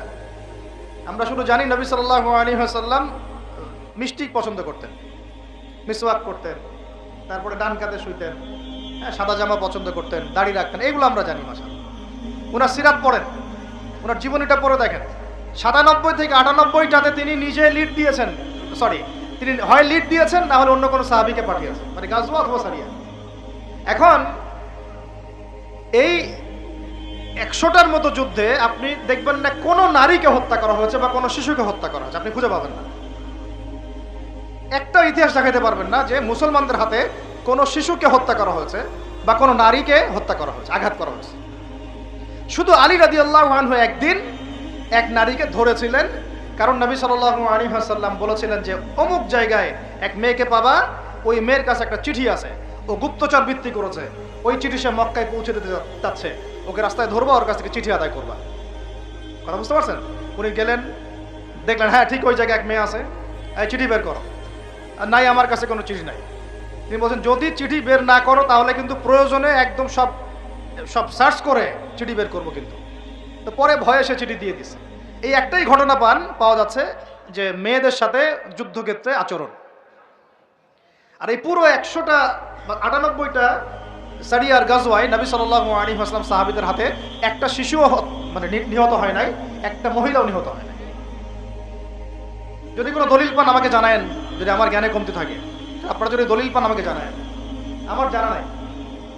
আর আপনি দেখতেছেন অক্টোবর থেকে এই যে এটা কি মাস, মার্চ, এই যে 5-6-7 মাসের মধ্যে আপনি দেখতেছেন যে 40-42 হাজার মুসলমানকে মারা হচ্ছে, তার মধ্যে বেশিরভাগই নারী আর শিশু। নারী আর শিশু, এগুলো দেখলে তো ঘুম হয় না আমাদের, কিচ্ছু করার নাই, তামাশা দেখতেছি সবাই বসে বসে। আর যাদের করার ছিল এরা বসে খ্যাপসা খায়। কি খায়? ওরা ওই সিনেমা হল উদ্বোধন করে, মদের বার ওপেন করে। হ্যাঁ সুবহানাল্লাহ, পাশে নবী সাল্লাল্লাহু আলাইহি ওয়াসাল্লাম শুয়ে আছে। চিন্তা করেন, সাহাবীরা রাদিয়াল্লাহু আনহুম আজমাইন তারা শুয়ে আছে। ওখানে গেলে মুমিনদের চোখের পানি ছেড়ে দেয় মানুষ। কি একটা অবস্থা!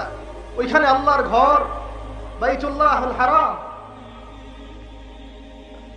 অনেকে আবার বলে কি করার আছে আমাদের কিছুই করার নাই। তো ওই জন্য একদিন বলছিলাম তো কিছু করার নাই, তাহলে নেইমারকে নিয়ে এসে ফুটবল খেলাও। ওটাও চলতেছিল। বিভিন্ন বলিউড তারকা, হলিউড তারকা এসে কনসার্ট করতেছে, এগুলা করেন, কিছু করার নাই তো।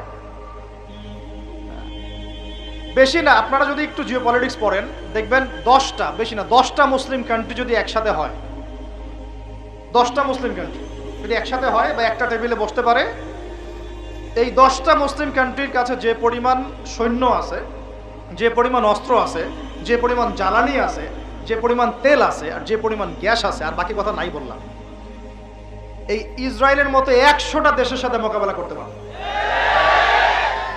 এক একটা বাচ্চার রক্তের বদলা নেওয়া যাইতো, একটা বোনের ইজ্জতের বদলা নেওয়া যাইতো।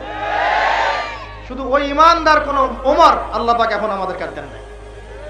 কারণ কেন দেন নাই জানেন? কারণ আমরা তো আর তার সাহাবীদের মতো না। আমরা যদি সাহাবীওয়ালা জিন্দেগি আবার শুরু করি, আল্লাহ পাক ওমর ইবনুল খাত্তাবও পাঠাবেন ইনশাআল্লাহ। বুঝাতে পারতেছি না? আমরা ঠিক না হলে তো আসমান থেকে ফেরেশতা নামবে না ভাই। আর আমরা এই এত দূরে বসে ছোট্ট একটা রাষ্ট্রের মধ্যে আলোচনা করি, কি আলোচনা করি আর কি ফায়দা হবে? কিন্তু আলোচনাগুলো করতেছি আল্লাহর কাছে দায়মুক্ত হওয়ার জন্য, যাতে আপনারা সত্যটা জানেন এবং হকটা বুঝতে চেষ্টা করেন, আপনার পরবর্তী প্রজন্মকে এটা জানান। আল্লাহ চাইতো আমরা না পারলে কি হয়েছে, দেখা যাবে 100 বছর পরে হইলেও আমাদের পরবর্তী প্রজন্মরা ইনশাল্লাহ বাইতুল মুকাদ্দাস উদ্ধার করবে ইনশাল্লাহ। কারণ লিখা তো হয়ে গেছে এটা, তো ওইটা আমাদের হাতে আসতেছে ইনশাল্লাহ। এবং ওইখানে 40 বছর ইসলামিক খেলাফত বাস্তবায়ন না হওয়া পর্যন্ত এই বিশ্বে কিয়ামত হবে না ইনশাআল্লাহ। কত বছর? কে করবে? ঈসা আলাইহিস সালাম। কে করবে? ঈসা আলাইহিস সালাম। তার সাথে সঙ্গ দিবেন ইমামুল মাহদি। এটা হবে সামনে। এখন ওইটা যখন হবে, ওই 40 বছর ইসলামিক খেলাফত, তখন তাবারাকাল্লাযী বিয়াদিহিল মুলক, ওই আল্লাহ পাকের যে মুলক, আল্লাহ পাকের সার্বভৌমত্ব, আল্লাহ পাকের সরভেন্টি, আল্লাহ পাকের রাজত্ব, ওইটা সারা বিশ্বে প্রতিষ্ঠা হবে ইনশাআল্লাহ। এখন ওইটা নাই। এখন কি আছে? এখন মূল হচ্ছে জাতিসংঘের, সবকিছু ওদের হাতে। আর এগুলো গঠনই করা হয়েছিল মুসলমানদের স্বার্থ দমন করে পশ্চিমাদের স্বার্থ উন্নয়নের জন্য। একেবারে খোলামেলা কথা বল, এখন পর্যন্ত ওদের ভিশন এবং এজেন্ডা এইটাই। পৃথিবীর কোনো জায়গায় মুসলমানের স্বার্থ তারা সর্বোচ্চ অগ্রাধিকার দিবে না, বরং আমাদেরকে দাস বানানোর জন্য এটা তৈরি করছে ওরা। আর আমরা এখন সেই দাসত্বের মধ্যে চলে আসছি। কেউ কিছু বলেও না, কেউ কিছু করে, সবাই মেনে নিয়েছি। আর কি আলোচনা করে লাভ নাই। আপনারা প্রত্যেকটা ঘরে ঘরে একটা করে আইয়ুবের জন্ম দেন, আলোচনা করে লাভ নাই। এত প্রত্যেকটা মা বোনকে বলবো একটা করে বাচ্চা দেন আমাদেরকে আইয়ুবের মতো, একটা করে বাচ্চা দেন তারেক বিন জিয়াদের মতো, একটা করে বাচ্চা দেন আমাদেরকে বিন কাসিমের মতো। ইনশাল্লাহ আজ না হোক 100 বছর পরে হলেও ইনশাল্লাহ বিশ্বের শাসন ক্ষমতা আমাদের হাতে আসবে ইনশাল্লাহ। তার আগ পর্যন্ত আমরা কেউ স্বাধীন না। তো এখানে কুতিবা আলাইকুমুস সিয়ামও আছে, কুতিবা আলাইকুমুল কিসাসও আছে, কুতিবা আলাইকুমুল কিতালও আছে। ওইটা ছাড়ার পর থেকে আজকে আমাদের এই অবস্থা হয়েছে। এখন ওইদিকে তো আমরা যেতে পারবো না, এখন আমাদের শক্তি নাই, অতএব ওই আলোচনা না ফুল স্টপ রাখলাম। এখন এই মাসে আমরা কি আল্লাহর দিকে ফিরে আসতে পারি কি না? অন্তত যারা নামাজ আমরা কাজা করছি বা অলসতা দেখাচ্ছি, রমজান মাসে 5 ওয়াক্ত পাক্কা নামাজি হইতে পারবো তো ইনশাআল্লাহ? না, ফরজ নামাজের সাথে সাথে সুন্নত আর নফলগুলোর পাবন্দ হইতে পারবো তো ইনশাআল্লাহ? রমজান মাসে দাড়িটা ছাড়তে পারবো তো ইনশাআল্লাহ? পোশাক চেঞ্জ করতে পারবো তো ইনশাআল্লাহ? সুদ ছাড়তে পারবো তো ইনশাআল্লাহ? সমস্ত জেনা ছাড়তে পারবো তো ইনশাআল্লাহ? সমকামিতা এগুলো ধার কাছেও তো যাবো না ইনশাআল্লাহ? মাপে কম দেওয়া ছাড়তে পারবো তো ইনশাআল্লাহ? যত রকম দুর্নীতি সুদ ঘুষ ছাড়তে পারবো তো ইনশাআল্লাহ? রমজান মাসে আমরা আবার ওই পাখিদের মতো, পাখিরা যেমন ঘরে ফিরে, আমরা আল্লাহর কাছে ফিরবো তো ইনশাআল্লাহ? কয়েকটা কাজ খালি বলে শেষ করে দিচ্ছি। এর পরের আয়াতে আপনি পাবেন, জাস্ট এর পরের আয়াতেই, মানে এগুলো সিকোয়েন্স ওয়াইজ সাজানো হয়েছে। একটু গবেষণা করলে দেখবেন এগুলো আল্লাহ পাক সাজিয়ে দিয়েছেন সুবহানাল্লাহ। মানে একটার সাথে একটা আমি তুলনাটা এভাবে দেই। আপনারা কি অ্যাস্ট্রোনমি নিয়ে কেউ পড়াশোনা করেছেন? হাত উঠান দেখি কেউ। অ্যাস্ট্রোনমি বোঝেন? জ্যোতির্বিদ্যা কেউ পড়েছেন কখনো? একজনও নাই? আচ্ছা ঠিক আছে, অ্যাস্ট্রোনমির দরকার নাই। ফিজিক্স নিয়ে পড়েছেন কারা কারা? ফিজিক্স, আপনি ফিজিক্স বুঝেন না? পদার্থবিদ্যা কারা কারা পড়েছেন? এই তো মাশাআল্লাহ। আপনারা যদি আকাশের দিকে তাকান, আকাশের মধ্যে তারাদের মধ্যে একটা জ্যামিতিক মিল আছে না? আছে না? ওটা ফিজিক্স যারা পড়েছে তারা বুঝবে, সবাই বুঝবে না। কিন্তু আপনি আপনার মানে কি বলবো, আপনার মাথাই খারাপ হয়ে যাবে যে আসমানে আল্লাহ রাব্বুল আলামিন এত সূক্ষ্মভাবে একটা গাণিতিক ক্যালকুলেশন কিভাবে করেছেন। এটাই প্রমাণ করে যে আল্লাহ রাব্বুল আলামিন ছাড়া কোনো ইলাহ নাই। এটা আল্লাহ পাক সূরা মুলকেও বলেছেন, তাবারাকাল্লাযী বিয়াদিহিল মুলক, এই সূরার মধ্যে আল্লাহ পাক এটা বলেছেন, ফারজি'িল বাসারা হাল তারা মিন ফুতুর সুম্মা রজি'িল বাসারা কাররাতাইন ইয়ানকালিব ইলাইকাল বাসারু। হ্যাঁ, কি বলে? কথা বলছেন কেন ভাই? আল্লাহ পাক সূরা মুলকের মধ্যে এটা বলেছেন যে তোমরা আসমানের দিকে তাকাও। এটা আপনারা পড়েন নাই সূরা মুলক? তাবারাকাল্লাযী বিয়াদিহিল মুলক ওয়া হুয়া আলা কুল্লি শাইইন কাদির আল্লাযী খালাকাল মাউতা ওয়াল হায়াতা লিয়াবলুয়াকুম আইয়ুকুম আহসানু আমালা ওয়া হুয়াল আজিজুল গফুর আল্লাযী খালাকা সাবআ সামাওয়াতিন তিবাকা মা তারা ফি খালকির রহমানি মিন তাফাউত। আপনি এই আল্লাহ পাকের সৃষ্টির মধ্যে একটা ছোট্ট কোনো খুঁত পাবেন না। সুবহানাল্লাহ। আল্লাহ পাক বলেন ফারজি'িল বাসারা, দেখো আসমানের দিকে তাকাও, তোমার দৃষ্টি ফেরাও। ফারজি'িল বাসারা হাল তারা মিন ফুতুর, কোনো কি খুঁত পাচ্ছ? পাবা না। সুম্মা রজি'িল বাসারা, আবার দৃষ্টি ফেরাও।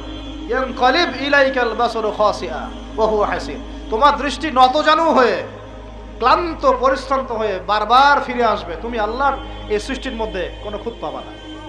আল্লাহু আকবার। যারা আপনারা এই আকাশের তারার জ্যামিতিটা বুঝেন, ফিজিক্স যারা পড়েছেন, অ্যাস্ট্রোনমি নিয়ে যারা ঘাটাঘাটি করেন, তাদেরকে বোঝাচ্ছি কোরআনের আয়াতগুলো ঠিক এই রকম করে আল্লাহ রাব্বুল আলামিন নাজিল করেছেন, একটার সাথে একটা মিলালে পরে একটা মানে কাঠামো তৈরি হয় আর কি।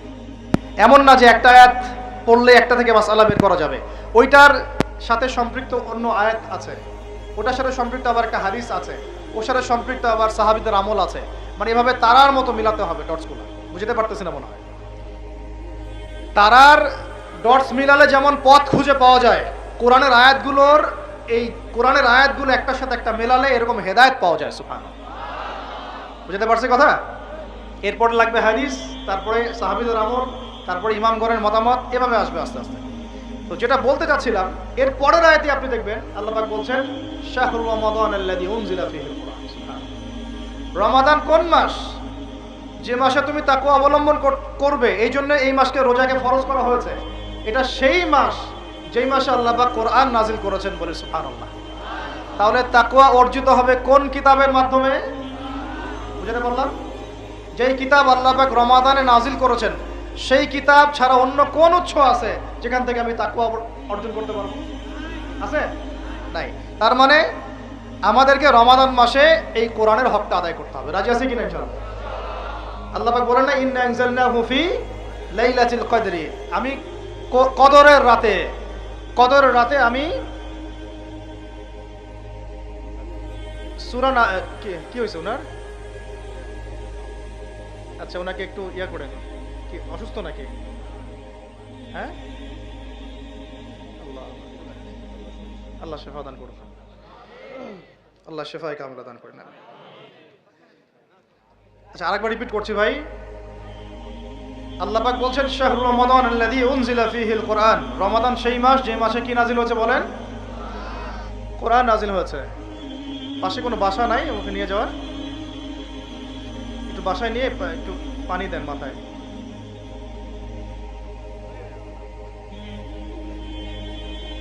আমরা দোয়া করি আল্লাহ পাক যেন তাকে শেফায়ে কামলা দান করেন। আমরা লম্বা করছি না, একটু গুটিয়ে নিচ্ছি, আমার সাথে মনোযোগ দেন। আল্লাহ পাক বলছেন এই মাসে কি নাজিল করেছি? ইন্না আনজালনাহু ফি লাইলাতুল কদর। কোন রাতে কোরআন নাজিল হয়েছে? লাইলাতুল কদর। লাইলাতুল কদর কোন মাসে? রমাদান মাসে। প্রথম দশকে না শেষ দশকে না মাঝখানে? শেষ দশকের কয় তারিখে? বেজর রাতে। এটা ভালো উত্তর। কোন রাত? কোন রাতে? বেজর। হয় 21, না হলে 23, না হলে 27, না হলে 25, না হলে 29, কোনো একটা তো হবেই হবে ইনশাআল্লাহ। আল্লাহ পাক আমাদেরকে বেশি বেশি লাইলাতুল কদর পড়তে তৌফিক দান করেন এবং আমাদের যৌবনে আল্লাহ পাক বেশি বেশি রমাদান দান করেন। কারণ যৌবনে আমাদের শক্তি বেশি থাকে, তাই না? বার্ধক্যে গেলে তো অনেক সময় চাইলেও অনেকে রাখতে পারেন না। তো যৌবনটা আল্লাহ পাক যেন আমাদের বরকতময় করেন এবং যৌবনে বেশি বেশি আল্লাহ পাক রমাদান এবং লাইলাতুল কদর নসিব করেন, আমিন। তো এখন লাইলাতুল কদর যেহেতু রমাদানে, তাহলে কোরআন নাজিল হয়েছে কোন মাসে? রমজান মাসে। তো রমাদান মাস তাকওয়া অবলম্বন করতে বলা হচ্ছে, তাহলে কোন কিতাব দিয়ে তাকওয়া অবলম্বন করব? ব্যাস হয়ে গেল। এখন রমাদান মাসে কোরআনের 6টা হক আদায় করলে তাকওয়া অর্জন হবে। কয়টা হক? মুখস্থ করেন আমার সাথে। 1 নাম্বার, 100% মুসলমানকে কোরআন তেলাওয়াত করতে হবে। রাজি আছেন কি না? তেলাওয়াত না পারলে শিখতে হবে। তেলাওয়াত না পারলে এটা নিজের উপর ফরজ মনে করে শিখতে হবে। নফল মনে করে শিখবেন না, ফরজ মনে করে শিখবেন। 2 নাম্বার, কোরআনের অর্থ জানতে হবে। কি করতে হবে? 3 নাম্বার, কোরআনের সমস্ত আদেশ মানতে হবে। কি করতে হবে? 4 নাম্বার, এর সমস্ত নিষেধ ছাড়তে হবে। কি করতে হবে? 5 নাম্বার, এর দাওয়াত মানুষের ঘরে ঘরে পৌঁছাতে হবে। ঠিক আছে? আর 6 নাম্বার, এই কিতাবের যে বিধানগুলো সেগুলো আমরা পর্যায়ক্রমে ব্যক্তি, পরিবার, সমাজ, রাষ্ট্র, বিশ্বে বাস্তবায়ন করবো ইনশাআল্লাহ। 6টা হক কি কি বলেন আমার সাথে? আবার বলেন। 1 নাম্বার, বিশুদ্ধ তিলাওয়াত। 2 নাম্বার, অর্থ অনুধাবন। 3 নাম্বার, বলেন আদেশ। আদেশ আছে না কোরআনে? অনেক আদেশ মানা। 4 নাম্বার, নিষেধ ছাড়া। 5 নাম্বার, এর দাওয়াত মানুষের কাছে। এই দায়িত্ব কি আমার একার না আপনার একার না সবার? আর 6 নাম্বার হচ্ছে এর বিধানগুলা পর্যায়ক্রমে বাস্তবায়ন করা। এই 6টা হক আদায় করার সর্বোত্তম মাস কোনটা? তাহলে কি অর্জন করতে পারবো? তাকওয়া ইনশাআল্লাহ। আল্লাহ পাক আমাদেরকে তৌফিক দান করেন। এটা হলো 2 নাম্বার কাজ। 3 নাম্বার, আবার পরের আয়াতে দেখবেন, দেখেন কিভাবে আল্লাহ পাক মিলিয়ে দিয়েছেন। পরের আয়াতে কি আপনি দেখবেন আল্লাহ পাক বলছেন কি না একটা, শাহরুর রমাদান আল্লাযী উনজিলা ফীহিল কুরআন হুদাল লিন-নাসি ওয়া বায়িনাতিন মিনাল হুদা ওয়াল ফুরকান। এরপরে হ্যাঁ, ওয়া ইযা সাআলাকা ইবাদি আন্নী ফাইন্নী করিব। সুবহানাল্লাহ, সুবহানাল্লাহ। আল্লাহ পাক বলেন ফাইদা না ওয়া ইযা সাআলাকা ইবাদি আন্নী ফাইন্নী করিব। আমার বান্দারা হে নবী যদি তোমাকে জিজ্ঞাসা করে আমার সম্পর্কে, তাদেরকে জানিয়ে দিও যে আমি কাছে আছি। সুবহানাল্লাহ। কোথায় আছি? খুবই কাছে। উজিবু দাওয়াতাদ দাঈ ইযা দাআ। যখন দোয়াকারী দোয়া করে আমি তার দোয়া শুনি। কে শুনে? কবরে শয়িত মানুষ শুনে? হ্যাঁ, ওই মাজারে গিয়ে শুনে? অমুক বাবা তমুক বাবা শুনে? কে শুনে? ইন্নী করিব উজিবু দাওয়াতাদ দাঈ ইযা দাআ ফালইস্তাজিবু লি ওয়াল ইউমিনু বি লাআল্লাহুম ইয়ারশুদুন। ঠিক আছে না এটা? অতএব আমি যেহেতু বান্দার দোয়া শুনি, তারাও যেন আমার ডাকে সাড়া দেয়। আল্লাহর ডাক মানে কি? হাইয়া আলাস সালাহ, এটা আল্লাহর ডাক না? যাকাত ফরজের ডাক, যাকাত দিবে, আল্লাহ পাক আহ্বান করছেন না? রমাদান মাস এসেছে, রোজা রাখো, কার আহ্বান এগুলো? আমি যখন ডাকবো সেও যেন আমার ডাকে সাড়া দেয়। আর ওয়াল ইউমিনু বি, এবং আমার প্রতি ঈমান রাখে, এতে করে তারা সুপথ প্রাপ্ত হবে ইনশাআল্লাহ। তাহলে রোজা রেখে আমরা কি করব? আমরা বেশি বেশি আল্লাহর কাছে দোয়া করব ইনশাআল্লাহ। তিনটা কাজ তো পেয়ে গেলাম। এক হচ্ছে তাকওয়া অবলম্বন করব, মানে রোজা রাখার মতো রাখবো। 2 নাম্বার কোরআনের হক আদায় করব। 3 নাম্বার বেশি বেশি দোয়া করব, রোজা রাখা অবস্থায় বেশি বেশি দোয়া করব। 3 শ্রেণীর মানুষের দোয়া ফেরত দেওয়া হয় না, জানেন তো হাদিসটা? এক শ্রেণী হচ্ছে রোজাদার, আরেক শ্রেণী হচ্ছে মুসাফির, আরেক শ্রেণী ওই যে মাজলুমের দোয়া, এটা বিফল যায় না। আরও এক শ্রেণী আছেন অন্য হাদিসে, পিতা মাতার দোয়া সন্তানদের জন্য, এটা আল্লাহ পাক ফেরত দেন। আমরা যারা পিতা মাতা হয়েছি সন্তানদের জন্য বেশি বেশি দোয়া করবেন, আল্লাহ পাক তৌফিক দান করবেন। তো এই 3টা কাজের বাইরে আমি আরও 7টা কাজ বলে দিচ্ছি, রমজান মাসে করবেন, ঠিক আছে ইনশাআল্লাহ? 4 নাম্বার, বেশি বড় করছি, খালি পয়েন্টগুলো বলছি। 4 নাম্বার হচ্ছে রমজান মাসে বেশি থেকে বেশি মানুষকে ইফতারি করানোর চেষ্টা করবেন। এই যে যুব সমাজ যারা আছেন, ইফতারের প্রজেক্ট রেডি করবেন। প্রত্যেকটা দুস্থ, অসহায়, এতিম, মিসকিন, বিধবা এই পরিবারগুলোতে 1 মাসের বাজার করে দিবেন। পারা যাবে ইনশাআল্লাহ? যত কালো টাকা উঠাইছে সব, ওগুলো টেনে টেনে বের করবেন সব, বুঝছেন? বাংলাদেশে এমন বহু মানুষ পড়ে আছে যাদের একজনের জাকাতের টাকা দিয়ে একটা গ্রামের মানুষকে খাওয়ানো যায়। ওগুলো উসুল করবেন চাপ দিয়ে দিয়ে। কটা বললাম? 4টা। বেশি বেশি মানুষকে ইফতার করানো। 5 নাম্বারটা আমার খুবই পছন্দের একটা আমল, এবং সবার সামর্থ্য হয়তো হবে না, তবে আমরা নিয়াত করি, আল্লাহ পাক নিয়াতেই বরকত দিবেন। রমজান মাসে বাইতুল্লাহ জিয়ারত, রমজান মাসে বাইতুল্লাহ জিয়ারত, যাদের সামর্থ্য আছে আল্লাহ পাক যেন তৌফিক দান করেন। আল্লাহ পাক যারা নিয়াত করেছেন তাদের কাজকে যেন আসান করেন, সফরকে নিরাপদ করেন, এবং আমাদেরকে বেশি থেকে বেশি বাইতুল্লাহ জিয়ারতের তৌফিক দান করেন। যারা নিয়াত করেছি জীবনে অন্তত একটা বার হলেও আল্লাহ পাক যেন তাদেরকে হজ করার তৌফিক দান করেন। বাইতুল্লাহ জিয়ারতে অনেক অনেক ব্যাপার আছে রমজান মাসে। ওখানে আপনার একটা পরিবেশ থাকে, জান্নাতি পরিবেশ, ইবাদতের মৌসুম থাকে, হ্যাঁ, রোজা রাখা, নবী সাল্লাল্লাহু আলাইহি ইসলামের রওজা জিয়ারত, বাইতুল্লাহ তাওয়াফ, ঠিক আছে, ইসলামের ইতিহাসের জায়গাগুলো ঘুরে দেখা, তারাবি, মানে একটা অন্যরকম আমেজ সেখানে বিরাজ করে। আল্লাহ রাব্বুল আলামিন আমাদেরকে রমাদান মাসে বেশি থেকে বেশি বাইতুল্লাহ জিয়ারতের তৌফিক দান করে নেন, আমিন ইয়া রাব্বুল আলামিন। 5 নাম্বার, এটা সবার হয়তো তাকদিরে নসিব নাও হতে পারে, তবে নিয়াত করে রাখেন, আল্লাহ পাক কোনো না কোনো দিন তৌফিক দিবেন ইনশাআল্লাহ। 6 নাম্বার, রমজান মাসে আমরা আমাদের ফরজ আমলগুলো কোনো অবস্থায় ছাড়বো না ইনশাআল্লাহ। স্পেশালি আমি এখানে একটা ফরজের নাম উল্লেখ করছি, সেটা হলো যাকাত। সালাতের কথা আমি না বলে যাকাত বললাম কেন? কারণ নামাজ আপনারা সবাই পড়েন রমজান মাসে, কিন্তু যাকাত বেশিরভাগ মানুষ দেয় না। আর যাকাত ইসলামী অর্থনীতির মূল ভিত্তি। যাকাত ছাড়া ইসলামী অর্থনীতি সচল থাকবে না। এই কাজটার ত্রুটির কারণে আমাদের এই অর্থনৈতিক স্যাংশন বা সমস্যাগুলো, ইনফ্লেশনগুলো হয়ে যায়। আল্লাহ পাক আমাদের অর্থনীতিবিদদেরকে ইসলামী অর্থনীতি বোঝার তৌফিক দান করে। এই অর্থনীতি ওমরের যুগে ছিল, ওসমানের যুগে ছিল, আলীর যুগে ছিল, আবু বকর তার যুগে ছিল, রাদিয়াল্লাহু আনহুম আজমাইন, আল্লাহর নবীর যুগে ছিল। তখন গরিব মানুষ এইভাবে ওই ছেচেও একটা খুঁজে পাওয়া যাইতো না, একটা গরিব মানুষ। আর এখন কি অবস্থা তো দেখতেই পারতেছেন। আল্লাহ রাব্বুল আলামিন আমাদের সবাইকে রমাদান মাসে যাকাতগুলো দেওয়ার তৌফিক দান করেন। 7 নাম্বার হচ্ছে রমাদান মাসে এমনিতেই বেশি থেকে বেশি নফল দান সদকা করবেন ইনশাআল্লাহ। আল্লাহ পাক বেশি বেশি নফল দান সদকা করার তৌফিক দান করেন। 8 নাম্বার, রমাদান মাসে ফরজের সাথে সুন্নত আর নফলে অনেক বেশি পাবন হওয়ার চেষ্টা করবেন। খাস করে রমাদান মাসে কিয়ামুল লাইল এবং তারাবির কোনোভাবে যেন ছুটে না যায়। অনেকে মনে করে যে তারাবি পড়লে রাত্রে আবার ওঠা যাবে কি যাবে না? যাবে। তারাবির নামাজ আপনি প্রথম রাত্রে পড়লে শেষ রাত্রে আবার নামাজ পড়তে পারবেন ইনশাআল্লাহ, কোনো সমস্যা নেই, বরং ওটা আরো ভালো। ওই সময় আল্লাহ রাব্বুল আলামিন আহ্বান করতে থাকেন, কে আছো চাইবা আমার কাছে আমি দিব, কে আছো আমাকে ডাকবা আমি ডাকে সাড়া দিব, কে আছো আমার কাছে ইস্তেগফার করবো আমি ক্ষমা করব। প্রথম রাত্রেও তারাবি পড়বেন ইনশাআল্লাহ, শেষ রাত্রেও চেষ্টা করবেন অন্তত 2-4 রাকাত হলেও নামাজ পড়া। আল্লাহ পাক তৌফিক দান করুন। তো তারাবি নিয়ে অনেক কথা এখানে শোনা যাবে ডানে বামে। আর আমাদের তো ইস্যু পাগল জাতি, মাশাআল্লাহ। আমরা কি পাগল জাতি? ইস্যু পাগল। ওই ফিলিস্তিন ইস্যু এখন নাই, শেষ। তারপরে যে ট্রান্সজেন্ডার গন কেস শেষ। তারপরে শরীফা ঠান্ডা, শিক্ষানীতি ঠান্ডা। এখন ওই যে অনলাইনে ঢুকলেই দেখতেছেন ওই চলতেছে আর কি। হ্যাঁ, 8 টাকা 20 টাকাতে আসবে সামনে, এখনো লঞ্চ করেনি ওরা। কিছু কিছু কিছু শোনেন, এগুলো বাস্তব অভিজ্ঞতার আলোকে বলছি। কিছু কিছু মানুষকে আমাদের সমাজে ছেড়ে দেওয়া হয়েছে যাতে এরা মুসলমানদেরকে আপোষের গন্ডগোলের মধ্যে ব্যস্ত রাখে। ছেড়ে দেওয়া হয়েছে, এরা পেইড, এদেরকে পেট্রোনাইজ করা হয়, এদের এজেন্ডাই এটা। এরা আপনাকে আমাকে লাগাই দিবে, আমাদেরকে মূল ওই শেকড় থেকে সরাই দিবে, দিয়ে ডালপালায় ব্যস্ত করে রাখবে। এবং এইগুলোতে পিছনে কাজ করতেছে কিছু দাড়ি টুপিওয়ালা মানুষ।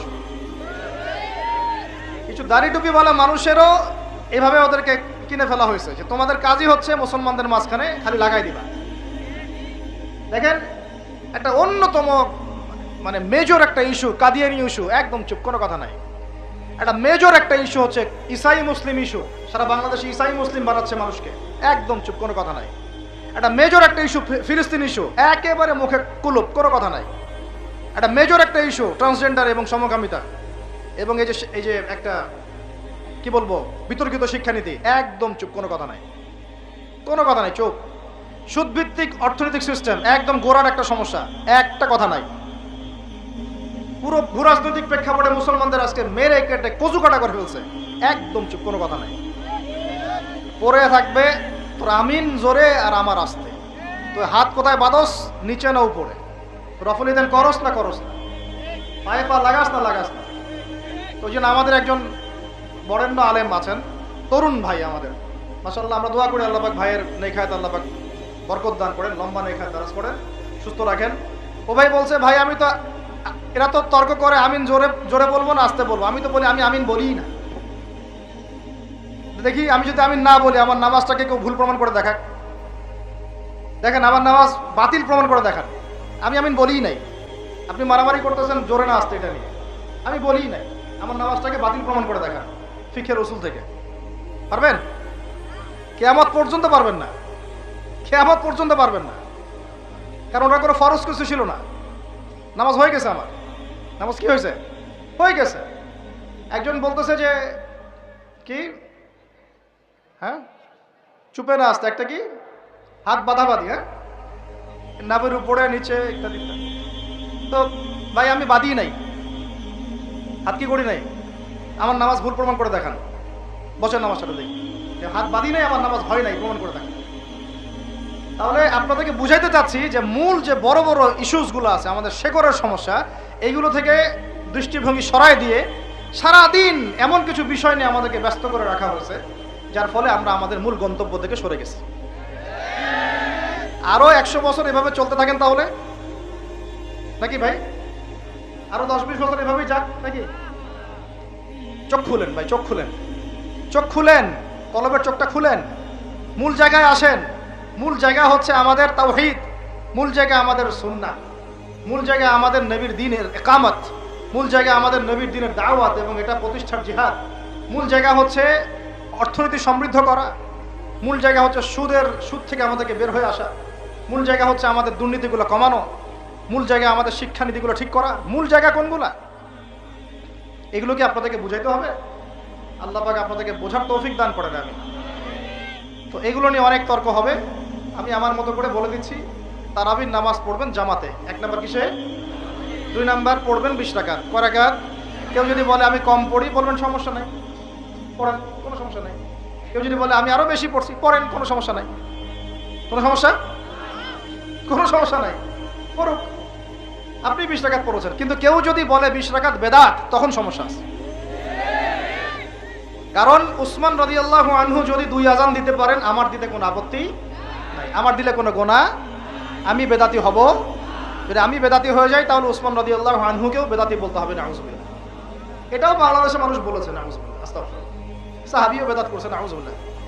এগুলো থেকে দূরে থাকবেন, বুঝবেন, মুহাক্কিক আলেম চিন্তা হবে আপনাদেরকে।